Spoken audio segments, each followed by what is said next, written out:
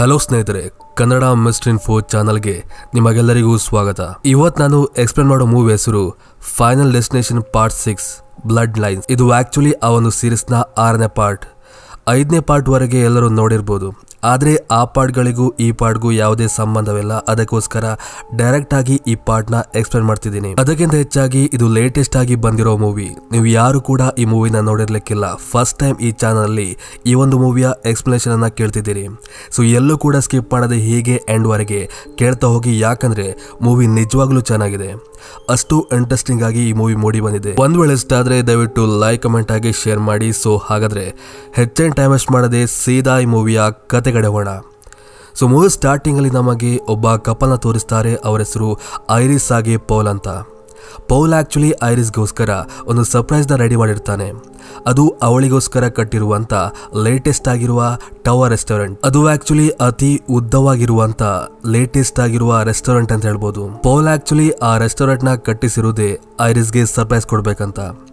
Actually ಆ ಒಂದಿನ ಅದರ ಓಪನ್ ಇತ್ತು. ಅದರ ಓಪನಿಗೋಸ್ಕರ ಹಲವಾರು ಕಡೆಯಿಂದ ತುಂಬಾ ಜನರು ಗೆಸ್ಟ್ಗಳು ಆ ಹೋಟೆಲ್ ಅಲ್ಲಿ ಗ್ಯಾದರ್ ಆಗಿರ್ತಾರೆ. ಇವನ್ ಪಾಲ್ ಕೂಡ ಐರಿಸ್ನ ಕಣ್ಣಿಗೆ ಬಟ್ಟೆ ಕಟ್ಟಿ ಅವಳನ್ನ ಆ ಪ್ಲೇಸ್ ಮುಂದೆ ತಂದು ನಿಲ್ಲಿಸ್ತಾನೆ. ಆ ಉದ್ದವಾಗಿರುವಂತ ರೆಸ್ಟೋರೆಂಟ್ ನ ಕಂಡು ಈ ಐರಿಸ್ಗೆ ನಿಜವಾಗ್ಲೂ ಕೂಡ ಖುಷಿ, ಹಾಗೆ ಒಂಥರ ಸರ್ಪ್ರೈಸ್ ಆಗುತ್ತೆ. ಅದೇ ಕೂಡಲೇ ಈ ಪಾಲ್ ಐರಿಸ್ನ ಒಳ ಕರ್ಕೊಂಡು ಹೋಗ್ತಾನೆ. ಅದಕ್ಕಿಂತ ಮುಂಚೆ ನಮಗೆ ಆ ಹೋಟೆಲ್ ನ ಎದುರಿರುವ ಒಂದು ಫೌಂಟೇನ್ ಅಲ್ಲಿ ಕಾಯಿನ್ ನ ಕಲೆಕ್ಟ್ ಮಾಡ್ತಿರುವ ಒಬ್ಬ ಹುಡುಗನ ತೋರಿಸ್ತಾರೆ. ಆವಾಗ ಅಲ್ಲಿದ್ದ ಒಬ್ಬ ಸೆಕ್ಯೂರಿಟಿ ಗಾರ್ಡ್ ಆ ಹುಡುಗಂಗೆ ಬೈತಾನೆ, ಅದರಿಂದ ಹಣ ತೆಗಿಬೇಡ, ಅದು ಅಪಶಕುನ ಅಂತ. ಬಟ್ ಆ ಹುಡುಗ ಮಾತ್ರ ಕೇಳದೆ ಒಂದು ಕಾಯಿನ್ ತಗೊಂಡು ಸೀತಾ ಹೋಟೆಲ್ ಒಳಗೆ ಹೋಗ್ತಾನೆ. ಅನಂತರ ಈ ಕಡೆ ಐರಿಸ್ ಹಾಗೆ ಪಾಲ್ ಕೂಡ ಅಲ್ಲಿದ್ದ ಒಂದು ಲಿಫ್ಟ್ ಮೂಲಕ ಸೀದಾ ಹೈಯೆಸ್ಟ್ ಪಾಯಿಂಟ್ ಗೆ, ಅಂದ್ರೆ ಟಾಪ್ ಅಲ್ಲಿರುವ ಆ ಹೋಟ್ಲಿಗೆ ಹೋಗ್ಲಿಕ್ಕೆ ಮುಂದಾಗ್ತಾರೆ. ಆಕ್ಚುಲಿ ಆ ಲಿಫ್ಟ್ ನ ಕೆಪಾಸಿಟಿ 8 ಅಂತ ಇದ್ದಿದ್ರು ಕೂಡ ತುಂಬಾ ಜನರು ಆ ಲಿಫ್ಟ್ ಅಲ್ಲಿ ಗ್ಯಾದರ್ ಆಗಿದ್ರು. ಅದನ್ನ ಕಂಡು ಈ ಐರಿಸ್ಗೆ ನಿಜವಾಗ್ಲೂ ಗಾಬರಿ ಆಗುತ್ತೆ. ಯಾಕಂದ್ರೆ ಅವಳಿಗೆ ಹೋಟೆಲ್ ಒಳಗೆ ಎಂಟರ್ ಆಗಿದ್ರಿಂದ ಏನೋ ಒಂದು ಅವಘಡ ಆಗ್ಲಿಕ್ಕೆ ಉಂಟಂತ ಯಾವಾಗ್ಲೂ ಭಾಸವಾಗ್ತಿತ್ತು. ಇವನ್ ಆ ಲಿಫ್ಟ್ ಒಳಗೆ ಆಗ ತೋರಿಸಿದ್ರಲ್ಲ ಆ ಹುಡುಗ ಕೂಡ ಇದ್ದ. ಅವನು ಕೂಡ ತಮಾಷೆಗಂತ ಲಿಫ್ಟ್ ನ ಅಲ್ಲಾಡಿಸಿ ಒಂಥರ ಈ ಐರಿಸ್ಗೆ ಭಯಪಡಿಸ್ತಿದ್ದ. ಅಂದ್ರೆ ಇವೆಲ್ಲ ಕೂಡ ಅವಳಿಗೆ ಯಾವ ರೀತಿ ಫೀಲ್ ಕೊಡ್ತಿತ್ತಂದ್ರೆ ಇದೊಂಥರ ಅಪಶಕನ ಇದ್ದಾಗೆ, ಮುಂದೇನೋ ದೊಡ್ಡ ಅವಘಡ ಆಗ್ಲಿಕ್ಕೆ ಬಾಕಿದೆ ಅಂತ. ಆದ್ರೂ ಕೂಡ ಈ ಪೌಲ್ ಮೇಲೆ ನಂಬಿಕೆ ಇಟ್ಟು ಸೀದಾ ಟಾಪ್ಗೆ ಹೋಗ್ತಾಳೆ. ಅಲ್ಲಿ ಆಲ್ರೆಡಿ ಆರ್ಕೆಸ್ಟ್ರಾ ಅಂತೆಲ್ಲ ಜನ ಡ್ಯಾನ್ಸ್ ಮಾಡ್ತಿರ್ತಾರೆ. ಅದು ಆಕ್ಚುಲಿ ಆ ಹೋಟೆಲ್ ಒಂದು ಗ್ಲಾಸ್ನ ಫ್ಲೋರಿಂದ ಮಾಡಲಾಗಿತ್ತು. ಸೊ ಹೀಗೆ ಅವರು ಡ್ಯಾನ್ಸ್ ಮಾಡ್ತಿರುವಾಗ ಈ ಪಾಲ್ ಒಂದೊಳ್ಳೆ ಸಮಯ ನೋಡಿ ಈ ಐರಿಸ್ಗೆ ಪ್ರಪೋಸ್ ಮಾಡ್ತಾನೆ. ಇವನ್ ಐರಿಸ್ ಕೂಡ ಒಪ್ಕೋತಾಳೆ. ಅನಂತರ ಆ ಹುಡುಗ ಏನಿದ್ದಾನೆ ಅಲ್ಲೇ ಪಕ್ಕದಲ್ಲಿದ್ದ ಆ ಹುಡುಗ ಆ ಹೋಟೆಲ್ನ ಟವರ್ ಮೇಲೆ ಹೋಗಿ ತಾನು ತಂದಿದ್ನಲ್ಲ ಆ ಕಾಯಿನ್ ನ ಕೆಳಗೆ ಬಿಸಾಡ್ತಾನೆ. ಆದ್ರೆ ಗ್ರಾಚಾರ ಎಲ್ಲಿವರೆಗಿತ್ತಂದ್ರೆ ಆ ಕಾಯಿನ್ ಕೆಳಗೆ ಬೀಳದೆ ಗಾಳಿಯಿಂದ ಸೀದಾ ಆ ಟವರ್ ಅಲ್ಲಿದ್ದ ಒಂದು ಹೋಲ್ ಒಳಗೆ ಹೋಗಿ ಅಲ್ಲಿದ್ದ ಒಂದು ಫ್ಯಾನ್ಗೆ ಸಿಕ್ಕಾಕೊಳ್ಳುತ್ತೆ. ಹಾಗೆ ಆ ಫ್ಯಾನ್ ಇಂದ ಸೀದಾ ಗ್ಯಾಸ್ ಟ್ಯಾಂಕ್ಗೆ ಹೊಡೆದು ಗ್ಯಾಸ್ ಲೀಕ್ ಆಗ್ಲಿಕ್ಕೆ ಸ್ಟಾರ್ಟ್ ಆಗುತ್ತೆ. ಅಂದ್ರೆ ಅವರ ಸಾವು ಡಿಸೈನ್ ಆಗ್ತಾ ಉಂಟಂತ ಅದರ ಒಂದು ಮುನ್ಸೂಚನೆ. ಅನಂತರ ಎಲ್ಲರೂ ಕೂಡ ಆ ಹೋಟೆಲ್ ಮೇಲೆ ಡ್ಯಾನ್ಸ್ ಮಾಡ್ತಿರುವಾಗ ಅಲ್ಲಿದ್ದ ಒಬ್ಬ ವೈಟರ್ ಬಿಯರ್ ನ ಓಪನ್ ಮಾಡ್ತಿರುವಾಗ ಅದರ ಕಾಕ್ ಮೇಲಿದ್ದ ಒಂದು ಲೈಟ್ಗೆ ತಾಗಿ ಅದು ಗ್ಲಾಸ್ ಫ್ಲೋರ್ ಮೇಲೆ ಬೀಳುತ್ತೆ.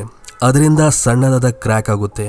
ಸೊ ಹೀಗೆ ಆ ಫ್ಲೋರ್ ಮೇಲೆ ಡ್ಯಾನ್ಸ್ ಮಾಡ್ತಾ ಏನಾಗುತ್ತೆ, ಸಣ್ಣದಾಗಿದ್ದ ಕ್ರ್ಯಾಕ್ ದೊಡ್ಡದಾಗುತ್ತೆ. ಹಾಗೆ ಒನ್ ಮೂಮೆಂಟ್ ಅಲ್ಲಿ ಇದ್ದಕ್ಕಿದ್ದಾಗೆ ಆ ಗ್ಲಾಸ್ ಬ್ರೇಕ್ ಆಗಿ ಅದರ ಮೇಲಿದ್ದ ಆಲ್ಮೋಸ್ಟ್ ಎಲ್ಲಾ ಜನ ಕೂಡ ಕೆಳಬಿದ್ದು ಸತ್ತೋಗ್ಬಿಡ್ತಾರೆ. ಇವನ್ ಈ ಪಾಲ್ ಕೂಡ ಅದರಿಂದ ನೇತಾಡ್ಕೊಂಡು ಬಚಾವ್ ಮಾಡಿಗೆ ಟ್ರೈ ಮಾಡ್ತಿರುವಾಗ ಅವನ ಬ್ಯಾಡ್ ಲಕ್ಗೆ ಅವನು ಅದರಿಂದ ತಪ್ಪಿ ಹೋಗಿ ಐರಿಸ್ನ ಕಣ್ಣೆದುರಲ್ಲೇ ಬಹಳ ಭೀಕರವಾಗಿ ಸತ್ತೋಗ್ತಾನೆ. ಅನಂತರ ಈ ಐರಿಸ್ ಆಗಿ ಆ ಹೋಟ್ಲಲ್ಲಿ ಉಳಿದಿದ್ದ ಆಲ್ಮೋಸ್ಟ್ ಎಲ್ಲಾ ಜನ ಕೂಡ ಲಿಫ್ಟ್ ಮೂಲಕ ಹೋಗ್ಲಿಕ್ಕೆ ಟ್ರೈ ಮಾಡ್ತಾರೆ. ಆದ್ರೆ ಲಿಫ್ಟ್ ಅಲ್ಲಿ ಎಷ್ಟು ಜನ ಗ್ಯಾದರ್ ಆಗಿದ್ರಂದ್ರೆ ಅದ್ರ ಆಪರೇಟ್ ಮಾಡ್ಲಿಕ್ಕೆ ಸ್ಟಾಪ್ ಆಗ್ಬಿಟ್ಟಿತ್ತು. ಅದರಿಂದ ಲಿಫ್ಟ್ ಅಲ್ಲಿ ಸಿಕ್ಕಾಕೊಂಡಿದ್ದ ಒಬ್ಬ ವ್ಯಕ್ತಿ ಜಖಮ್ ಆಗಿ ಬಿಡ್ತಾನೆ. ನಿಜವಾಗ್ಲೂ ಈ ಒಂದು ಸೀನ್ ಅತ್ಯಂತ ಭಯಾನಕವಾಗಿತ್ತು.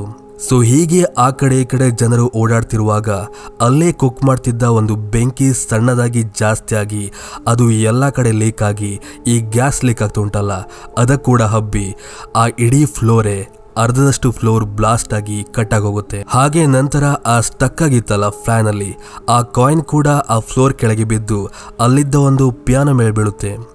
ಹಾಗೆ ಆ ವೇಟ್ಗೆ ಪಿಯಾನೋ ಸೀದಾ ಆ ಗ್ಲಾಸ್ ಅಲ್ಲಿ ಸಿಕ್ಕಾಕೊಂಡಿದ್ದ ಸುಮಾರು ಜನದ ಮೇಲೆ ಕೆಳಗೆ ಬಿದ್ದು ಅನಂತರ ಆ ಪಿಯಾನೋ ಕೆಳಗಡೆ ಪಾರಾಗಿ ಸೇಫ್ ಆಗಿ ಹೋಗ್ತಿದ್ದ ಆ ಹುಡುಗನ ಮೇಲೆ ಕೂಡ ಬಿದ್ದು ಅವನು ಕೂಡ ಅದರಿಂದ ಸತ್ತೋಗ್ಬಿಡ್ತಾನೆ. ಹಾಗೆ ಆ ಪಿಯಾನೋ ಮೂಲಕ ಆ ಕಾಯಿನ್ ಮತ್ತೆ ಪುನಃ ಆ ಹುಡುಗ ಎಲ್ಲಿಂದ ಆ ಕಾಯಿನ್ ಕಲೆಕ್ಟ್ ಮಾಡಿದ್ನೋ ಅದೇ ಫೌಂಟನ್ಗೆ ಹೋಗಿ ಬೀಳುತ್ತೆ. ಇವಾಗ ಆ ಹೋಟೆಲ್ನ ಮೇಲಿನ ಫ್ಲೋರಲ್ಲಿ ಉಳಿದಿದ್ದು ಈ ಐರಿಸ್ ಮಾತ್ರ. ಅವಳು ಅಲ್ಲಿಂದ ತಪ್ಪಿಸ್ಕೊಂಡು ಹೋಗ್ಲಿಕ್ಕೆ ಟ್ರೈ ಮಾಡ್ತಿರುವಾಗ ಅಲ್ಲಿ ಅವಳಿಗೆ ಒಬ್ಬ ಸಣ್ಣ ಮಗುವಿನ ಅಳುವ ಶಬ್ದ ಕೇಳುತ್ತೆ. ನೋಡಿದ್ರೆ ಒಬ್ಬ ಮಗು ಕೂಡ ಅಲ್ಲಿ ಸಿಕ್ಕಾಕೊಂಡಿತ್ತು. ಇವಳು ಅದನ್ನ ಬಚಾವ್ ಮಾಡಿ ಹೇಗೋ ಮಾಡಿ ಅಲ್ಲಿಂದ ಪಾರಾಗಿ ಹೋಗ್ಲಿಕ್ಕೆ ಟ್ರೈ ಮಾಡ್ತಾಳೆ. ಆದ್ರೆ ಅಷ್ಟರೊಳಗೆ ಇಡೀ ಬಿಲ್ಡಿಂಗ್ ಕೊಲಾಪ್ಸ್ ಆಗಿ ಅವಳ ಜೊತೆ ಆ ಮಗು ಕೂಡ ಸತ್ತೋಗ್ಬಿಡುತ್ತೆ. ಹಾಗೆ ಆ ಸೀನ್ ಕೂಡ ಅಲ್ಲಿಗೆ ಎಂಡ್ ಆಗುತ್ತೆ. ಆಕ್ಚುಲಿ ನೀವು ಇಷ್ಟವರೆಗೆ ನೋಡಿದ್ರಲ್ಲ, ಆ ಎಲ್ಲಾ ಘಟನೆ ಆಕ್ಚುಲಿ ಆಗಿದ್ದು 1968 ಅಲ್ಲಿ. ಅಂಡ್ ಇವಾಗ ಅಲ್ಲಿಂದ ಸೀದಾ ಪ್ರೆಸೆಂಟ್ಗೆ ಬರುತ್ತೆ. ಹಾಗೆ ಇಲ್ಲಿ ನಮ್ಗೆ ಸ್ಟೆಫ್ನಿ ಹೆಸರಿನ ಒಬ್ಬ ಹುಡುಗಿನ ತೋರಿಸ್ತಾರೆ. ಕ್ಲಾಸ್ ರೂಮ್ ಅಲ್ಲಿ ಕೂತ್ಕೊಂಡು ಆ ಸ್ಟೆಫ್ನಿ ನಾವಿವಾಗ ನೋಡಿದ್ವಲ್ಲ ಆ ಘಟನೆನ ಕನಸಲ್ಲಿ ಕಂಡಿರ್ತಾಳೆ. ಎಸ್, ಅವಳಿಗೆ ಆಕ್ಚುಲಿ ಕಳೆದ 2 ತಿಂಗಳಿಂದ ಈ ಒಂದು ಕನಸು ಕಂಟಿನ್ಯೂ ಆಗಿ ಬೀಳ್ತಿತ್ತು. ಅವಳಿಗೆ ನಿಜವಾಗ್ಲೂ ಈ ಕನಸಿನ ಬಗ್ಗೆ ವರಿ ಆಗ್ತಿತ್ತು. ಯಾಕಂದ್ರೆ ಆ ಕನಸಲ್ಲಿದ್ದ ಐರಿಸ್ ಬೇರೆ ಯಾರು ಅಲ್ಲ, ಇವಳ ಅಜ್ಜಿ. ಹಾಗೆ ಮತ್ತೊಂದು ವಿಷಯ ಏನಪ್ಪ ಅಂದ್ರೆ, ನಾವು ಸ್ಟಾರ್ಟಿಂಗ್ ಇಂದ ನೋಡಿದ್ವಲ್ಲ ಆ ಎಲ್ಲಾ ಘಟನೆ ಒಂದು ಮುನ್ಸೂಚನೆ ಆಗಿತ್ತು, ಐರಿಸ್ ಹಾಗೆ ಪಾಲ್ನ ಸಾವು. ಆದರೆ ಐರಿಸ್ ಇನ್ನೂ ಕೂಡ ಜೀವಂತವಾಗಿದ್ದಾಳಂತ ಈ ಸ್ಟೆಫ್ನಿಗೆ ಗೊತ್ತಿತ್ತು. ಆದರೆ ಎಲ್ಲಿದ್ದಾಳೆ ಹೇಗಿದ್ದಾಳಂತ ನಿಜವಾಗ್ಲೂ ಗೊತ್ತಿರೋದಿಲ್ಲ. ಸೊ ಅದಕ್ಕೋಸ್ಕರ ಹೇಗಾದರೂ ಮಾಡಿ ಅವಳ ಅಡ್ರೆಸ್ನ ಕಲೆಕ್ಟ್ ಮಾಡ್ಕೋಬೇಕಂತ ಅವಳು ಸೀದಾ ಮನೆಗೆ ಬಂದು ಅವಳ ಅಪ್ಪನ ಹತ್ರ ಕೇಳ್ತಾಳೆ. ಆಕ್ಚುಲಿ ಈ ಐರಿಸ್ ಇದ್ದಾಳಲ್ಲ, ಈ ಸ್ಟೆಫ್ನಿಯ ಅಮ್ಮನ ಅಮ್ಮ ಆಗಿದ್ಲು. ಆದರೆ ಸ್ಟೆಫ್ನಿ ಅಮ್ಮ ಡಾರ್ಲಿನ್ ಸದ್ಯಕ್ಕೆ ಅವರ ಒಟ್ಟಿಗಿಲ್ಲ. 10 ವರ್ಷಗಳ ಹಿಂದೆ ಅವಳು ಇವರಿಂದ ದೂರಾಗಿ ಬೇರೆ ಸಂಸಾರವನ್ನ ಮಾಡ್ತಿದ್ದಾಳೆ. ಆ ವಿಷಯ ಸ್ಟೆಫ್ನಿ ಕೂಡ ಗೊತ್ತಿತ್ತು. ಸೊ ಸ್ಟೆಫ್ನಿ ಸೀದಾ ಹೋಗಿ ತನ್ನ ತಾಯಿ ರೂಮನ್ನ ಹರಡ್ತಾಳೆ. ಅವಳ ರೂಮಲ್ಲಿ ಐರಿಸ್ನ ವಿಷಯ ಏನಾದರೂ ಸಿಗ್ಬೋದಂತ. ಆವಾಗ ಬಂದು ಅವಳ ಅಪ್ಪ ಹೇಳ್ತಾಳೆ, ಈ ರೂಮಲ್ಲಿ ಅವರ ಯಾವ ಥಿಂಗ್ಸ್ ಕೂಡ ಇಲ್ಲ, ಇಲ್ಲಿ ಹುಡುಕುದು ವೇಸ್ಟ್ ಅಂತ. ಅನಂತರ ಅವಳು ಸೀದಾ ತನ್ನ ತಮ್ಮಾದ ಚಾರ್ಲಿ ಒಟ್ಟಿಗೆ ಮಾವ ಹಾಗೆ ಆಂಟಿ ಮನೆಗೆ ಹೋಗ್ತಾಳೆ. ಅವಳ ಮಾವನ ಹೆಸರು ಹೋವಾರ್ಡ್. ಅವರಿಗೆ 3 ಜನ ಮಕ್ಕಳು, ಬಾಬಿ, ಎರಿಕ್ ಹಾಗೆ ಜೂಲಿಯಾ. ಅಲ್ಲಿ ಸ್ಟೆಫ್ನಿ ತನ್ನ ಮಾವನ ಹತ್ತಿರ ಐರಿಸ್ ಬಗ್ಗೆ ಕೇಳ್ತಾಳೆ. ಅದಕ್ಕೆ ಅವಳ ಮಾವ ಹೋವಾರ್ಡ್ ಹೇಳ್ತಾನೆ, ನನ್ನ ಅಮ್ಮ ಐರಿಸ್ ಒಂಥರ ಮೆಂಟಲ್ ಪೇಷಂಟ್ ಇದ್ದಾಗೆ. ಅವರು ಯಾವಾಗಲೂ ಭಯ ಪಡ್ತಾನಿದ್ರು. ಅವರೊಟ್ಟಿಗಿರ್ಲಿಕ್ಕೆ ನಮಗೆ ಇಷ್ಟ ಇರಲಿಲ್ಲ. ಅದಕ್ಕೋಸ್ಕರ ಅವರು ಸಪ್ರೇಟ್ ಆಗಿ ವಾಸವಾಗಿದ್ದಾರೆ. ಆದರೆ ಇವಾಗ ಅವ್ರು ಎಲ್ಲಿದ್ದಾರಂತ ನಂಗೆ ಗೊತ್ತಿಲ್ಲ ಅಂತ ಆ ಮಾತನ್ನ ಎಂಡ್ ಮಾಡಿ ತನ್ನ ಕೆಲಸದಲ್ಲಿ ಮಗ್ನನಾಗ್ತಾನೆ. ಅನಂತರ ಇವಳು ಹೋಗಿ ಆಂಟಿ ಹತ್ರ ವಿಚಾರಿಸ್ತಾಳೆ. ಆವಾಗ ಆಂಟಿ ಕೊನೆಗೂ ಐರಿಸ್ನ ಒಂದು ಬಾಕ್ಸ್ನ ಕೊಡ್ತಾಳೆ. ಅದರಲ್ಲಿ ಐರಿಸ್ ಹಾಗೆ ಫಾಲ್ನ ಫೋಟೋ ಇವಳಿಗೆ ಕಂಡು ಬರುತ್ತೆ. ಹಾಗೆ ಐರಿಸ್ ಇವಾಗ ಇರುವಂತ ಆ ಪ್ಲೇಸ್ನ ಅಡ್ರೆಸ್ ಕೂಡ ಅವಳಿಗೆ ಸಿಗುತ್ತೆ. ಅಂಡ್ ಕೊನೆಗೂ ಇವಾಗ ಸ್ಟೆಫ್ನಿಗೆ ಐರಿಸ್ನ ಅಡ್ರೆಸ್ ಸಿಕ್ಕಿದೆ. ಅವಳು ತಡ ಮಾಡ್ತಾಳೆ ಹೇಳಿ ಅದೇ ಕೊಳ್ಳೆ ಕಾರ್ ತೆಗೆದು ಆ ಅಡ್ರೆಸ್ಗೆ ರೀಚ್ ಆಗ್ತಾಳೆ. ಅದು ಆಕ್ಚುಲಿ ಕಾಡೊಳಗಿದ್ದ ಒಂದು ಕ್ಯಾಬಿನ್ ಆಗಿತ್ತು. ಯಾರ ಸವಾಸ ಬೇಡ ಅಥವಾ ಸಾವಿಂದ ದೂರ ಇರಬೇಕಂತ ಐರಿಸ್ ಆ ಕಾಡೊಳಗೆ ಒಂದು ಕ್ಯಾಬಿನ್ ಮಾಡಿ ಅಲ್ಲಿ ವಾಸ ಮಾಡ್ತಿದ್ಲು. ಸೊ ಹೊರಗಿದ್ದ ಕ್ಯಾಮರಾ ಮೂಲಕ ಐರಿಸ್ ಈ ಸ್ಟೆಫ್ನಿನ ನೋಡಿ ಒಳಗೆ ಬರೋದನ್ನ ನಿರಾಕರಿಸ್ತಾಳೆ. ಆವಾಗ ಈ ಸ್ಟೆಫ್ನಿ ನಾನಿಮ್ಮ ಮೊಮ್ಮಗಳಂತ ಹೇಳ್ತಾಳೆ. ಆ ಒಂದು ಕಾರಣಕ್ಕೆ ಮಾತ್ರ ಅವಳು ಒಳಗೆ ಬರ್ಲಿಕ್ಕೆ ಬಿಡ್ತಾಳೆ. ಐರಿಸ್ಗೆ ತನ್ನ ಮೊಮ್ಮಗಳು ಸ್ಟೆಫ್ನಿನ ಕಂಡು ತುಂಬಾನೇ ಖುಷಿಯಾಗುತ್ತೆ. ಇದೆಲ್ಲಕ್ಕಿಂತ ಮುಂಚೆ ಒಂದು ಸೀನ್ ಆಗುತ್ತೆ. ಸ್ಟೆಫ್ನಿ ಆ ಮನೆಯೊಳಗೆ ಬರೋಗಿಂತ ಮುಂಚೆ ಡೋರ್ನ ಜೋರಾಗಿ ಆಗಿದ್ದ ಕಾರಣ ಡೋರ್ ಹೊರಗಿದ್ದ ಒಂದು ಸಿಲಿಂಡರ್ ಬಿದ್ದೋಗುತ್ತೆ. ಅನಂತರ ಅವಳು ಒಳಗೋಗಿ ಈ ಐರಿಸ್ ಒಟ್ಟಿಗೆ ಮಾತಾಡ್ಲಿಕ್ಕೆ ಶುರು ಮಾಡ್ತಾಳೆ. ಐರಿಸ್ ಕೇಳ್ತಾಳೆ, ನೀನು ಇಲ್ಲಿವರೆಗೆ ಯಾಕೆ ಬಂದಿ, ನನ್ನ ಅಡ್ರೆಸ್ ನಿಂಗೆ ಹೇಗೆ ಗೊತ್ತಾಯ್ತು ಅಂತ. ಅವಾಗ ಅದಕ್ಕೆ ಈ ಸ್ಟೆಫ್ನಿ ಹೇಳ್ತಾಳೆ, ಕಳೆದ 2 ತಿಂಗಳಿಂದ ನಂಗೆ ನಿಮ್ಮ ಕನಸು ಬೀಳ್ತಿತ್ತು, ಅದಕ್ಕೋಸ್ಕರ ಬಂದೆ ಅಂತ ಅವಳು ಕಂಡಿದ್ದ ಎಲ್ಲ ಕನಸನ್ನ ಎಕ್ಸ್ಪ್ಲೇನ್ ಮಾಡ್ತಾಳೆ. ಆವಾಗ ಅದಕ್ಕೆ ಐರಿಸ್ ರಿಪ್ಲೈ ಆಗಿ ಇಡೀ ಸೀನ್ ಅಲ್ಲಿಂದ ಫ್ಲಾಶ್ ಬ್ಯಾಕ್ಗೆ ಹೋಗುತ್ತೆ. ಆಕ್ಚುಲಿ ಆ ಒಂದಿನ ಆ ಘಟನೆ ನಡೆದೇ ಇಲ್ಲ. ಈ ಪೌಲ್ ಐರಿಸ್ಗೆ ಪ್ರಪೋಸ್ ಮಾಡೋ ಮುಂಚೆನೆ ಆ ಎಲ್ಲ ಘಟನೆ ಮುನ್ಸೂಚನೆಯಾಗಿ ಈ ಐರಿಸ್ಗೆ ಕನಸಲ್ಲಿ ಬಿದ್ದಿತ್ತು. ಸೊ ಅವಳು ಅದೇ ಕೂಡಲೇ ಎಚ್ಚೆತ್ಕೊಂಡು ಅಲ್ಲಿದ್ದ ಹುಡುಗನ ಕೈಗೆ ಹೊಡೆದು ಅವರಿಂದ ಕಾಯಿನ್ ಕಸಿದುಕೊಂಡು ನಂತರ ಅದೇ ಕೂಡಲೇ ಹೋಗಿ ಎಲ್ಲರಿಗೂ ಅನೌನ್ಸ್ ಮಾಡ್ತಾಳೆ, ಈ ಒಂದು ಹೋಟ್ಲಲ್ಲಿ ಇನ್ನು ಯಾರು ಕೂಡ ಇರಬೇಡಿ, ಇನ್ನು ಕೆಲವೇ ಸೆಕೆಂಡ್ ಅಲ್ಲಿ ಅವಘಡ ಆಗುತ್ತೆ, ಇವಾಗಲೇ ನಿಮ್ಮ ಪ್ರಾಣ ಉಳಿಸ್ಕೊಳ್ಳಿ ಅಂತ ಎಲ್ಲರಿಗೂ ವಾರ್ ಮಾಡಿ ಆವತ್ತು ಎಲ್ಲರ ಪ್ರಾಣವನ್ನ ಕಾಪಾಡಿದ್ಲು. ಆ ವಿಷಯ ಕೇಳಿ ಸ್ಟೆಫ್ನಿಗೆ ತುಂಬಾ ಖುಷಿ ಆಗುತ್ತೆ. ನೀವು 1000 ಜನರ ಪ್ರಾಣವನ್ನ ಕಾಪಾಡಿದ್ರಿ ಅಂತ. ಅದಕ್ಕೆ ರಿಪ್ಲೈ ಆಗಿ ಈ ಐರಿಸ್ ಹೇಳ್ತಾಳೆ, ಆವತ್ತೇನೋ ನಾನು ಸಾವಿಂದ ಎಲ್ಲರನ್ನ ಕಾಪಾಡಿದೆ, ಆದರೆ ಆವತ್ತಿಂದ ಸಾವಿಗೆ ನನ್ನ ಮೇಲೆ ಕೋಪ ಬಂತು, ಯಾಕಂದ್ರೆ ನಾನು ಅದರ ಕಾಲಕ್ಕೆ ಅಡ್ಡವಾಗಿ ಬಂದೆ. ಸೊ ಅದಕ್ಕೋಸ್ಕರ ನಂತರ ಆ ಹೋಟ್ಲಲ್ಲಿ ಬಚಾವಾಗಿದ್ದ ಅಷ್ಟು ಜನರನ್ನ ಕೂಡ ಬೇರೆ ಬೇರೆ ತರದಲ್ಲಿ ಬಂದು ಎಲ್ಲರನ್ನ ಕೂಡ ಕೊಂದಿತು. ಇವನ್ ಪಾಲ್ನ ಕೂಡ ಆ ಸಾವು ಬಿಟ್ಟಿಲ್ಲ. ನನ್ನ ಕೂಡ ಅದು ಕೊಲ್ಲಕ್ಕೆ ತುಂಬ ಟ್ರೈ ಮಾಡ್ತು. ಆದರೆ ನಾನು ಅದರ ಬಗ್ಗೆ ಸ್ಟಡಿ ಮಾಡ್ತಾ ಮಾಡ್ತಾ ತುಂಬ ವರ್ಷಗಳಿಂದ ಈ ಕ್ಯಾಬಿನಲ್ಲಿ ಬಂದಿಯಾಗಿದ್ದೆ. ನಂಗೊತ್ತು ಈ ಕ್ಯಾಬಿನಿಂದ ಹೊರಗೆ ಹೋದರೆ ನಾ ಸತ್ತೋಗ್ತೀನಂತ. ಅದಕ್ಕೆ ಅದು ಕೂತಲೇ ನನಗೆ ಕ್ಯಾನ್ಸರ್ ಎಂಬ ರೋಗನ ಕೊಟ್ಟು ಕೊಲ್ಲೋಕೆ ಟ್ರೈ ಮಾಡ್ತಿದ್ದೆ. 2 ತಿಂಗಳಿಂದ ನನಗೆ ಕ್ಯಾನ್ಸರ್ ಉಂಟಂತ ಅವಳು ಹೇಳ್ತಾಳೆ. ಹಾಗೆ ಅವಳು ಈ ಸ್ಟೆಫ್ನಿ ಕೂಡ ಕನ್ವಿನ್ಸ್ ಮಾಡ್ತಾಳೆ, ನೀನು ಕೂಡ ಈ ಮನೆಯಿಂದ ಹೊರಗೆ ಹೋಗ್ಬೇಡ, ಇವತ್ತಿಂದ ಇಲ್ಲೇ ಇರು, ನಿನ್ನ ಫ್ಯಾಮಿಲಿಗೆ ಹಾಗೆ ಎಲ್ಲರಿಗೂ ಕೂಡ ತೊಂದರೆ ಇದೆ, ನನ್ನ ಬ್ಲಡ್ ಲೈನ್ಸ್ ಅಲ್ಲಿ ಯಾರೆಲ್ಲ ಬರ್ತಾರೋ ಅವೆಲ್ಲರೂ ಕೂಡ ಸತ್ತೋಗ್ತಾರೆ, ನೀನು ಕೂಡ ಸತ್ತೋಗ್ತೀಯಾ, ಹೋಗ್ಬೇಡ ಅಂತ ಕನ್ವಿನ್ಸ್ ಮಾಡ್ತಾಳೆ. ಹಾಗೆ ಅವಳ ಕೈಲಿ ಬುಕ್ ಕೊಟ್ಟು ಇದರ ಮೂಲಕ ಸಾವನ್ನ ರಿಸರ್ಚ್ ಮಾಡು ಅಂತ ಹೇಳ್ತಾಳೆ. ಬಟ್ ಇವಳು ಮಾತ್ರ ಅವಳ ಮಾತನ್ನ ಕೇಳದೆ ಅದೇ ಕೂಡಲೇ ಹೊರಗೆ ಬರ್ತಾಳೆ. ಈ ಐರಿಸ್ಗೆ ಗೊತ್ತಾಗುತ್ತೆ ನಾನಿನ್ನು ಜಾಸ್ತಿ ಹೊತ್ತು ಬದುಕಲ್ಲ ಅಂತ. ಹಾಗೆ ಅವಳು ಈ ಸ್ಟೆಫ್ನಿಗೆ ಕನ್ವಿನ್ಸ್ ಮಾಡಬೇಕಾಗಿತ್ತು ನಾ ಹೇಳ್ತಿರೋದು ನಿಜ ಅಂತ. ಅದಕ್ಕೋಸ್ಕರ ಅವಳು ಕೊನೆಗೂ 20 ವರ್ಷ ಆದ ನಂತರ ಇವತ್ತು ಆ ಕ್ಯಾಬ್ರಿಂದ ಹೊರಗೆ ಬರ್ತಾಳೆ. ಆ ಹೊರಗೆ ಬಂದ ಕೆಲವೇ ಸೆಕೆಂಡಲ್ಲಿ ಆ ಮನೆ ಮೇಲಿದ್ದ ಒಂದು ಬಾಣ ಕೆಳಗೆ ಬಿದ್ದು, ಅದು ಆವಾಗಷ್ಟೇ ಬಿದ್ದಿತ್ತಲ್ಲ ಆ ಸಿಲಿಂಡರ್ಗೆ ತಾಗಿ ಆ ಸಿಲಿಂಡರ್ ಬಂದು ಇವಳ ಮುಖಕ್ಕೆ ಹೊಡೆದು ಈ ಸ್ಟೆಫ್ನಿ ಮುಂದೆನೇ ಅವಳ ಅಜ್ಜಿ ಭಯಂಕರವಾಗಿ ಸತ್ತೋಗ್ಬಿಡ್ತಾಳೆ. ಅದನ್ನ ಕಂಡು ಈ ಸ್ಟೆಫ್ನಿ ಗೊತ್ತಾಗುತ್ತೆ ಅಜ್ಜಿ ಹೇಳ್ತಿರೋದು ನಿಜ ಅಂತ. ಹಾಗೆ ಆವತ್ತಿಂದ ಅವಳು ಕೇರ್ಫುಲ್ ಆಗಿರ್ಲಿಕ್ಕೆ ಸ್ಟಾರ್ಟ್ ಮಾಡ್ತಾಳೆ. ಈ ಐರಿಸ್ನ ಫಿನರಲ್ ಆದ ನಂತರ ಸ್ಟೆಫ್ನಿ ಅಮ್ಮ ಅಂದ್ರೆ 10 ವರ್ಷಗಳಿಂದ ಬಿಟ್ಟೋಗಿದ್ರಲ್ಲ ಅವಳ ಅಮ್ಮ ಡಾರ್ಲಿಂಗ್ ಕೂಡ ವಾಪಸ್ ಬಂದು ಆವತ್ತಿಂದ ಅವಳು ಕೂಡ ಇಡೀ ಫ್ಯಾಮಿಲಿ ಒಟ್ಟಿಗೆ ವಾಸ ಮಾಡಲಿಕ್ಕೆ ಸ್ಟಾರ್ಟ್ ಮಾಡ್ತಾಳೆ. ನನ್ನಮ್ಮ ಐರಿಸ್ ಸಾವಿಗೆ ಭಯಪಟ್ಟು 20 ವರ್ಷಗಳ ಕಾಲ ಕಾಡಲಿದ್ರು. ಆದರೆ ನಾವು ಹಾಗೆ ಮಾಡೋದು ಬೇಡ, ಎಲ್ಲ ಒಟ್ಟಿಗಿರುವಂಥ ಆ ಒಂದಿನವರು ಪಾರ್ಟಿ ಮಾಡ್ತಿರ್ತಾರೆ. ಸೊ ಹೀಗೆ ಪಾರ್ಟಿ ಮಾಡ್ತಿರುವಾಗ ಬಾಬಿ ಅಲ್ಲಿದ್ದ ಒಂದು ಗ್ಲಾಸ್ನ ಕೆಡೆದು ಅದರ ಒಂದು ತುಂಡು ಅಲ್ಲೇ ಪಕ್ಕದಲ್ಲಿದ್ದ ಐಸ್ಗಳ ಗುಂಪಿಗೆ ಹೋಗಿ ಬಿಡುತ್ತೆ. ಹಾಗೆ ಐಸನ್ನ ಎಲ್ಲ ಗ್ಲಾಸ್ಗಳಿಗೆ ಹಾಕಿ ಅವರೆಲ್ಲರೂ ಕೂಡ ಕುಡಿಲಿಕ್ಕೆ ಸ್ಟಾರ್ಟ್ ಮಾಡ್ತಾರೆ. ಹಾಗೆ ಅವರೆಲ್ಲರ ಕೈಲಿದ್ದ ಒಂದು ಗ್ಲಾಸಲ್ಲಿ ಆವಾಗಷ್ಟೇ ಬ್ರೇಕ್ ಆಗಿದ್ದ ಗ್ಲಾಸ್ ತುಂಡು ಐಸ್ ಮೇಲೆ ಬಿದ್ದಿತ್ತಲ್ಲ, ಆ ಒಂದು ಲೋಟದಲ್ಲಿ ಆ ಬ್ರೇಕ್ ಆಗಿದ್ದ ಗ್ಲಾಸ್ ಪೀಸ್ ಇತ್ತು. ಈ ಕಡೆ ಮನೆಯೊಳಗಿದ್ದ ಸ್ಟೆಫ್ನಿ ಒಬ್ಬಳೆ ಆ ಬುಕ್ನೆಲ್ಲ ಕಂಡು ಸಾವಿನ ಬಗ್ಗೆ ರಿಸರ್ಚ್ ಮಾಡ್ತಿರ್ತಾಳೆ. ಆವಾಗಲ್ಲಿದ್ದ ಒಂದು ಫೋಟೋ ಫ್ರೇಮ್ ಬಿದ್ದು ಗ್ಲಾಸ್ ಪೀಸ್ ಆಗುತ್ತೆ. ಅದರಿಂದ ಅವಳಿಗೆ ಗೊತ್ತಾಗುತ್ತೆ ಏನೋ ಕೆಟ್ಟದಾಗ್ಲಿಕ್ಕಿದೆ ಅಂತ. ಅವಳು ಸೀದಾ ಆ ಪಾರ್ಟಿ ಆಗ್ತುಂಟಲ್ಲ ಆ ಪ್ಲೇಸ್ಗೆ ಹೋಗ್ತಾಳೆ. ಅಲ್ಲಿ ಆಲ್ರೆಡಿ ಸಾವು ಯಾರೋ ಒಬ್ಬರನ್ನ ಕೊಲ್ಲಿಕ್ಕೆ ಡೆತ್ ಪ್ಲಾನ್ ಅನ್ನ ಮಾಡ್ತಿರುತ್ತೆ. ಸೊ ನಾವಾಗಷ್ಟು ಹೇಳಿದ್ದೆ ಯಾರ್ದೋ ಗ್ಲಾಸಲ್ಲಿ ಗ್ಲಾಸ್ ಪೀಸ್ ಇದೆ ಅಂತ. ಅದು ಆಕ್ಚುಲಿ ಇದ್ದಿದ್ದು ಸ್ಟೆಫ್ನಿ ದಳಲ ಅವಳ ಅಪ್ಪನ ಗ್ಲಾಸಲ್ಲಿ. ಬಟ್ ಅವನು ಕುಡಿಯದೆ ಆ ಗ್ಲಾಸನ್ನು ಹಾಗೆ ಸೈಡ್ ಇಡ್ತಾನೆ. ಅನಂತರದಲ್ಲಿ ಅಲ್ಲಿದ್ದ ಒಂದು ರಬ್ಬರ್ ಚೇಂಬರ್ ಮೇಲೆ ಈ ಎಲ್ಲರೂ ಕೂಡ ಆಡ್ತಿರ್ತಾರೆ. ಆಕ್ಚುಲಿ ಆ ಚೇಂಬರ್ ಕೆಳಗೆ ಒಂದು ವೆಪನ್ ಇತ್ತು. ಆ ವೆಪನ್ ಅವರ ಕಾಲಿಗೆ ತಾಗಿ ಇನ್ನೇನು ಗಾಯ ಆಗಬೇಕು. ಅಲ್ಲಿದ್ದ ಡಾರ್ಲಿಂಗ್ ಅದನ್ನ ಕಂಡು ಒಂದು ಪ್ಲೇಸಲ್ಲಿ ಇಡ್ತಾಳೆ. ಅನಂತರ ಸ್ಟೆಫ್ನಿಯ ಆಂಟಿ ಅಲ್ಲಿದ್ದ ಒಂದು ಬಿಯರ್ ಗ್ಲಾಸ್ ಅನ್ನ ಕಡಿದು ಅಲ್ಲಿದ್ದ ಒಂದು ಮೆಷಿನ್ ನ ಆನ್ ಮಾಡ್ತಾಳೆ. ಹಾಗೆ ಆ ಮಿಷಿನ್ಗೆ ಕನೆಕ್ಟ್ ಆಗಿದ್ದ ಪೈಪ್ ಮೂಲಕ ಗಾಳಿ ಬಂದು ಈ ಡಾರ್ಲಿಂಗ್ ಆ ಇಕ್ವಿಪ್ಮೆಂಟ್ ಇಟ್ಟಿದ್ದಾಳಲ್ಲ ವೆಪನ್, ಅದು ಅಲ್ಲಾಡ್ಲಿಕ್ಕೆ ಸ್ಟಾರ್ಟ್ ಆಗುತ್ತೆ. ಅನಂತರ ಏನೋ ಒಂದು ಮಿಸ್ಟೇಕ್ ಆಗಿ ಈ ಸ್ಟೆಫ್ನಿಯ ಅಪ್ಪ ಆ ಗ್ಲಾಸ್ ಪೀಸ್ ಇದ್ದ ಲೋಟನ ಇಟ್ಟಿದ್ನಲ್ಲ ಅದು ಕೆಳಗೆ ಬೀಳುತ್ತೆ. ಅದರ ಮೇಲೆ ಈ ಹವಾರ್ಡ್ ಕಾಲಿಟ್ಟು ಅವನು ಸ್ಲಿಪ್ ಆಗಿ ಕೆಳಗೆ ಬೀಳ್ತಾನೆ. ಅನಂತರ ಗಾಳಿಂದ ಅಲುಗಾಡ್ತಿದ್ದ ಆ ವೆಪನ್ ಏನಿದೆ ಅದು ಅಲ್ಲಿದ್ದ ಗ್ರಾಸ್ ಕಟ್ಟರ್ ಮಿಷಿನ್ ಮೇಲೆ ಬಿದ್ದು ಆನ್ ಆಗಿ ಆ ಗ್ರಾಸ್ ಕಟ್ಟರ್ ಸೀದಾ ಈ ಹವಾರ್ಡ್ ನ ಮುಖದ ಮೇಲೆ ಹೋಗಿ ಅವನು ಆ ಸ್ಪಾಟ್ ಅಲ್ಲೇ ಸತ್ತೋಗ್ಬಿಡ್ತಾನೆ. ಇದನ್ನೆಲ್ಲ ಕಂಡು ಮನೆಯ ಎಲ್ಲರಿಗೂ ಕೂಡ ಶಾಕ್ ಆಗುತ್ತೆ. ಅನಂತರ ಸ್ಟೆಫ್ನಿ ಎಲ್ಲರನ್ನ ಕೂರಿಸಿ ಸಾವಿನ ಬಗ್ಗೆ ಐರಿಸ್ ಸಾವು ಹೇಗಾಯ್ತು ಹಾಗೆ ಈ ಸಾವಿನ ಡಿಸೈನ್ ಏನಂತ ಎಲ್ಲವನ್ನ ಎಕ್ಸ್ಪ್ಲೇನ್ ಮಾಡ್ತಾಳೆ. ಹಾಗೆ ಅವಳೊಂದು ಫ್ಯಾಮಿಲಿ ಟ್ರೀನ ಡಿಸೈನ್ ಮಾಡ್ತಾಳೆ. ಸೊ ಈ ಸಾವಿನ ಪ್ರಕಾರ ಇವಾಗ ತೀರಿ ಹೋಗಿದ್ದು ಹವಾರ್ಡ್. ಸುಮಾರು ವರ್ಷಗಳ ಹಿಂದೆ ಐರಿಸ್ ಹಾಗೆ ಪಾಲ್ ಆ ಒಂದು ರೆಸ್ಟೋರೆಂಟ್ ಟವರ್ ಮೇಲೆ ಹೋಗಿದ್ದಾಗ ಸಾವು ಆಕ್ಚುಲಿ ಅಲ್ಲಿದ್ದ ಎಲ್ಲರನ್ನ ಕೊಲ್ಲುವೊಂದು ಪ್ಲಾನ್ ಆಗಿತ್ತು. ಆದರೆ ಐರಿಸ್ ಹೇಗೂ ಮುನ್ಸೂಚನೆಗೆ ಸಿಕ್ಕಿ ಅವಳು ಆ ಎಲ್ಲರನ್ನ ಬಚಾವ್ ಮಾಡಿದ್ಲು.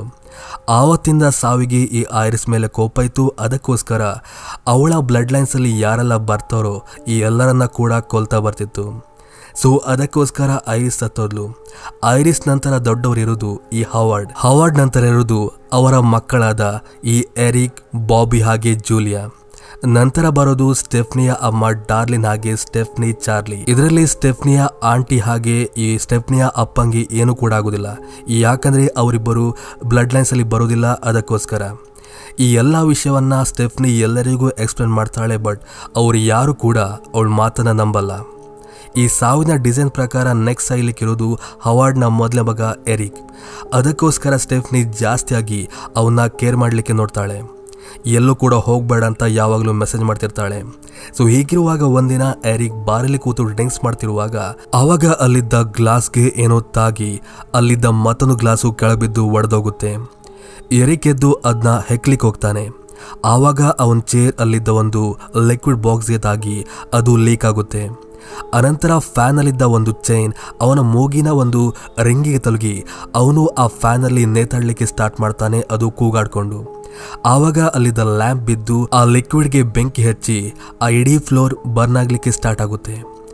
ಆವಾಗ ಫ್ಯಾನ್ ಮೇಲೆ ನೇತಾಡ್ತಿದ್ದ ಈ ಎರಿಕ್ನ ವೇಟ್ ತಡ್ಕೊಳ್ಳಿಕ್ಕಾಗದೆ ಅವನು ಆ ಬೆಂಕಿ ಮೇಲೆ ಬಿದ್ದ್ಬಿಡ್ತಾನೆ. ಹಾಗೆ ಆ ಸೀನಲ್ಲಿಗೆ ಎಂಡ್ ಆಗುತ್ತೆ. ಅದರ ನೆಕ್ಸ್ಟ್ ಡೇ ಸ್ಟೆಫ್ನಿ ಹಾಗೆ ಚಾರ್ಲಿ ಕಾರ್ ಮೂಲಕ ಎರಿಕ್ನ ಹುಡ್ಕೊಂಡು ಅವನ ಶಾಪ್ ಹತ್ರ ಹೋಗ್ತಾರೆ. ಆವಾಗ ಅಚಾನಕ್ ಆಗಿ ಅವನೆದುರು ಬರ್ತಾನೆ. ಆಕ್ಚುಲ್ ಆಗಿ ಆ ಒಂದು ಅವಘಡದಲ್ಲಿ ಅವನಿಗೆ ಏನು ಕೂಡ ಆಗಿರುವುದಿಲ್ಲ, ಅವನು ಬಚಾವಾಗಿದ್ದ. ಹಾಗೆ ಅವನು ಅವಳಿಗೆ ಸವಾಲಾಗ್ತಾನೆ, ನೋಡು ನಿನ್ ಥಿಯರಿ ಇವಾಗ ಫೇಲ್ ಆಯಿತು, ನಂಗೇನು ಕೂಡ ಆಗಿಲ್ಲ ಅಂತ. ಅವನು ರಸ್ತೆ ಮಧ್ಯೆ ಅಡ್ಡಾದಿಡ್ಡಿಯಾಗಿ ಹೋಗ್ತಿರುವಾಗ ಟ್ರಕ್ ಒಂದು ಅವನ ಹತ್ತಿರದಲ್ಲಿ ಪಾಸ್ ಆಗುತ್ತೆ. ಅವನು ಆ ಸಾವಿಂದ ಕೂಡ ಬಚಾವಾಗಿದ್ದ. ಇದರಿಂದ ಎರಿಕ್ಗೆ ಇನ್ನೂ ಕೂಡ ಖುಷಿಯಾಗುತ್ತೆ. ಅವನು ಈ ಸ್ಟೆಫ್ನಿಗೆ ಟೀಸ್ ಮಾಡಲಿಕ್ಕೆ ಸ್ಟಾರ್ಟ್ ಮಾಡ್ತಾನೆ. ಹಾಗೆ ಅವರು ರಸ್ತೆ ನಡ್ಕೊಂಡು ಹೋಗ್ತಿರುವಾಗ ಈ ಸ್ಟೆಫ್ನಿ ಜಾಸ್ತಿ ಕೇರ್ ಮಾಡ್ತಿದ್ಲು. ಅಂದ್ರೆ ಅವಳು ಏನೇ ವಸ್ತು ಕಂಡ್ರು ಕೂಡ ಅದರ ಹತ್ರ ಹೋಗ್ಬೇಡ ಅಂತ ವಾರ್ನ್ ಮಾಡ್ತಿದ್ಲು. ಹಾಗೆ ಆ ರಸ್ತೆಯ ಪಕ್ಕದಲ್ಲಿ ಕಸವನ್ನ ಕ್ರಶ್ ಮಾಡುವ ಒಂದು ಲಾರಿದಿರುತ್ತೆ. ಇವಳು ಕೂಡ ಅವನಿಗೆ ಅದರ ಹತ್ರ ಹೋಗ್ಬೇಡ ಅಂತ ವಾರ್ನ್ ಮಾಡ್ತಾಳೆ. ಆದರೆ ಇವನು ಸೊಕ್ಕಲ್ಲಿ ಆ ಗಾಡಿಗೆ ಹೋಗಿ ಕಿಸ್ ಮಾಡ್ತಾನೆ. ಆವಾಗ ಕೂಡ ಅವನಿಗೆ ಏನು ಕೂಡ ಆಗೋದಿಲ್ಲ. ಸೊ ಆವಾಗಲ್ಲಿ ಜೂಲಿಯಾ ಕೂಡ ವಾಕಿಂಗ್ ಮಾಡ್ತಾ ಬರ್ತಿರ್ತಾಳೆ. ಅಚಾನಕ್ ಆಗಿ ಅವಳು ಅಲ್ಲಿದ್ದ ಡಸ್ಟ್ಬಿನ್ಗೆ ಬಿದ್ದು ಆ ಮೆಷಿನ್ ಉಂಟಲ್ಲ ಅದು ಅವಳನ್ನ ಆ ಡಸ್ಟ್ಬಿನ್ ಮೂಲಕ ಆ ಒಂದು ವೆಹಿಕಲ್ ಒಳಗೆ ಹಾಕುತ್ತೆ. ಇವರು ಅದೇ ಕೂಡಲೇ ಅವಳನ್ನ ಕಾಪಾಡಲಿಕ್ಕೆ ಆ ವೆಹಿಕಲ್ ಹಿಂದೆ ಓಡಲಿಕ್ಕೆ ಸ್ಟಾರ್ಟ್ ಮಾಡ್ತಾರೆ. ಆದರೆ ಆ ಡ್ರೈವರ್ ಮಾತ್ರ ಬೇರೆಲ್ಲೋ ಕಾರ್ಯದಲ್ಲಿ ಬ್ಯುಸಿ ಆಗಿದ್ದರಿಂದ ಅವನಿಗೆ ಅವರ ಕೂಗಾಟ ಕೇಳುವುದಿಲ್ಲ. ಸೊ ನಂತರ ಇವರೇಗೋ ಮಾಡಿ ಆ ವೆಹಿಕಲ್ನ ಹತ್ತಿ ಅದರೊಳಗಿದ್ದ ಈ ಜುಲೆನ ಕಾಪಾಡಲಿಕ್ಕೆ ಮುಂದಾಗ್ತಾರೆ. ಆದರೆ ಸಾಧ್ಯವಾಗದೆ ಅವಳು ಅದರೊಳಗಿದ್ದ ಕ್ರಷರ್ಗೆ ಸಿಲುಕಿ ಬರ್ಬರವಾಗಿ ಸತ್ತೋಗ್ಬಿಡ್ತಾಳೆ. ಆದರೆ ಆಶ್ಚರ್ಯಪಡೋ ಸಂಗತಿ ಏನಪ್ಪಾ ಅಂದ್ರೆ ಈ ಡೆತ್ ಪ್ರಕಾರ ನೆಕ್ಸ್ಟ್ ಸಾವಾಗಬೇಕಾಗಿರೋದು ಎರಿಕ್ಗೆ, ಬಟ್ ಜೂಲಿಯಾ ಹೇಗೆ ಸತ್ತೋದ್ಲು ಅಂತ. ಆವಾಗ ಈ ಜೂಲಿಯನ ಅಮ್ಮ ಅಂದರೆ ಸ್ಟೆಫ್ನಿಯ ಆಂಟಿ ಇದ್ದಾಳಲ್ಲ ಅವಳು ಹೇಳ್ತಾಳೆ, ಎರಿಕ್ ಆ್ಯಕ್ಚುಲಿ ನಮ್ಮ ಬ್ಲಡ್ ಲೈನ್ಸ್ಗೆ ಬರೋದಿಲ್ಲ, ನಂಗೊಂದು ಅಫೇರ್ ಇತ್ತು, ಅವನಿಗೆ ಹುಟ್ಟಿದ ಮಗುವೆ ಈ ಎರಿಕ್, ಅವನಿಗೂ ನಮ್ಮ ಸಂಬಂಧಿಕರ ಲೈನ್ಸ್ಗೂ ಯಾವುದೇ ಸಂಬಂಧವಿಲ್ಲ ಅಂತ. ಸೊ ಅದರ ಪ್ರಕಾರ ಜೂಲಿಯನ್ ನಂತರ ಇವಾಗ ಸಾವಾಗಲಿಕ್ಕಿರೋದು ಬಾಬಿ. ಆದರೆ ಇವ್ರ್ಯಾರು ಕೂಡ ಅದನ್ನಾಗ್ಲಿಕ್ಕೆ ಬಿಡೋದಿಲ್ಲ. ಹೇಗಾದ್ರೂ ಮಾಡಿ ಬಾಬಿನ ಕಾಪಾಡ್ಬೇಕಂತ ಅವರು ಒದ್ದಾಡ್ತಿರುವಾಗ ಈ ಐರಿಸ್ ಕೊಟ್ಟಿದ್ದ ಕೆಲವು ಬುಕ್ಸ್ ಅಲ್ಲಿ ಒಂದು ಹೆಸರನ್ನ ಈ ಸ್ಟೆಫ್ನಿ ಮೆನ್ಷನ್ ಮಾಡಿರ್ತಾಳೆ, ಜೇಬಿ ಹೆಸರು ಕೇಳಿದ ಕೂಡಲೇ ಅವಳ ಅಮ್ಮ ಡಾರ್ಲಿಂಗ್ ಕೂಡ ಇವನ ಹೆಸರಲ್ಲೋ ಕೇಳಿದಾಗಿದೆ. ಐರಿಸ್ ಯಾವಾಗವಾಗ ಇವನ ಬಗ್ಗೆ ಹೇಳ್ತಿರ್ತಾಳಂತ. ಸೊ ಇವರು ಅದೇ ಕೂಡಲೇ ಹೋಗಿ ಜೇಬಿನ ಮೀಟ್ ಆಗ್ತಾರೆ. ಆ್ಯಕ್ಚುಲಿ ಈ ಜೇಬಿ ಬೇರೆ ಯಾರು ಅಲ್ಲ, ಸ್ಟಾರ್ಟಿಂಗ್ ಆದ ಘಟನೆಯಲ್ಲಿ ಈ ಐರಿಸ್ ಒಬ್ಬ ಹುಡುಗನ ಕಾಪಾಡಿದ್ಲು ಅಂತ ಹೇಳಿದೆ. ಆಕ್ಚುಲಿ ಈ ಜೇಬಿ ಬೇರೆ ಯಾರು ಅಲ್ಲ, ಅದೇ ಹುಡುಗ. ಐರಿಸ್ ಯಾವಾಗೆಲ್ಲ ಆ ಸಾವಿನ ಬಗ್ಗೆ ರಿಸರ್ಚ್ ಮಾಡ್ತಿದ್ಲು ಆವಾಗೆಲ್ಲ ಅವಳು ಅದರೊಂದು ಹಿಂಟ್ನ ನಂಗೆ ಕೂಡ ಕೊಡ್ತಿದ್ಲು. ಅದೇ ಒಂದು ಕಾರಣದಿಂದ ಕೂಡ ನಾನು ಸಾವಿಗೆ ಮೋಸ ಮಾಡಿ ಇಷ್ಟು ವರ್ಷ ಜೀವಂತವಾಗಿದ್ದೆ. ಆಕ್ಚುಲಿ ಆ ಸಾವಿಂದ ಪಾರಾಗಲಿಕ್ಕೆ 2 ವಿಧಾನ ಇದೆ. ಒಂದು ವಿಧಾನ ಬೇರೆಯವ್ರನ್ನ ಕೊಲ್ಲೋದ್ರ ಮೂಲಕ ಅವ್ರ ಲೈಫ್ನ ನಾವು ತಗೊಳ್ಳೋದು. ಹಾಗೆ ಮತ್ತೊಂದು ವಿಧಾನ ಅಂದರೆ ಆಲ್ಮೋಸ್ಟ್ ಸತ್ತೋಗಿ ಲಾಸ್ಟಲ್ಲಿ ಬಚಾವಾಗೋದಂತ. ಒಬ್ಬ ಹುಡುಗಿ ಕೂಡ ಹಾಗೆ ಆಗಿತ್ತು. ಅವಳು ನೀರಲ್ಲಿ ಮುಳುಗಿ ಸತ್ತೋಗಿದ್ಲು.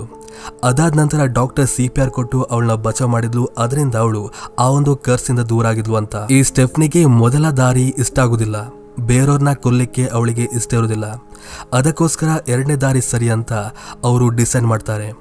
ಆ್ಯಕ್ಚುಲಿ ಬಾಬಿಗೆ ಈ ಕ್ಯಾಂಡಿ ಅಂದರೆ ಅಲರ್ಜಿ ಇತ್ತು.